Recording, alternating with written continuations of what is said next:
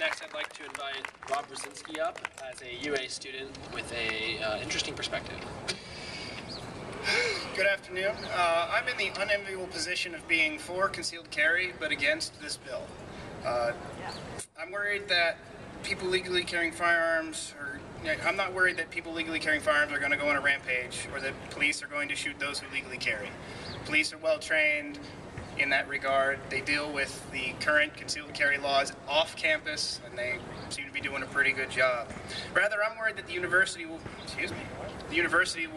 institute the portion of the law that says the university may prohibit weapons in a building and shall provide temporary and secure storage for the weapon. The only time a weapon goes off is when the trigger is pulled. A weapon in its holster cannot have its trigger pulled. It is the primary job of the holster to provide safe and secure storage of the weapon.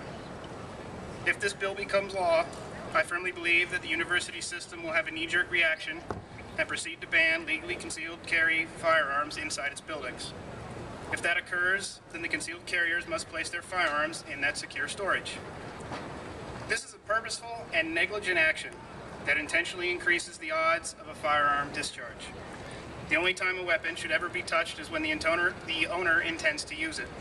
By instituting a ban in buildings and a requirement to store the weapon, owners must now unholster and reholster their weapons multiple times a day, thus increasing the chance of an accidental discharge.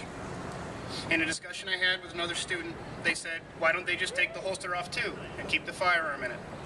Well, the trouble is that the holster is designed to not come off. The holster is designed to stay on the person. It is rather cumbersome to remove a holster, generally requiring you to take off your belt and then slide it off.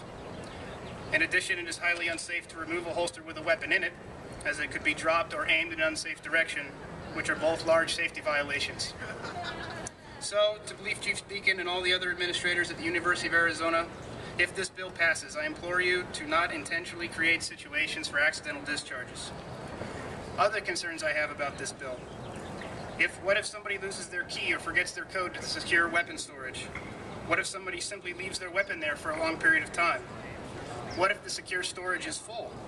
If the storage is full, does that person meet the letter of the law? Because secure storage is no longer provided to them, would they then be allowed to carry into classrooms? While I'm not against them carrying, this creates a legal loophole that only catches people trying to obey the law. The criminals don't care. Finally, sorry, Sound of Freedom. Finally, I'm against this bill as it does not follow proven legislation and practices for safe carry on college campuses. Of the many campuses that have allowed concealed carry prior to 2011, there have been over 300 semesters in which firearms have been legally carried by staff and students. During this time, there have been no firearm deaths, no lost or stolen firearms. In addition, these campuses do not have the requirement that they must store their weapon before entering a building. Weapons that never leave their holsters can't go off. Do not make an otherwise safe activity more dangerous. This is disingenuous and frankly negligent to claim a concern for safety and then take deliberate action to make concealed carry less safe. Thank you.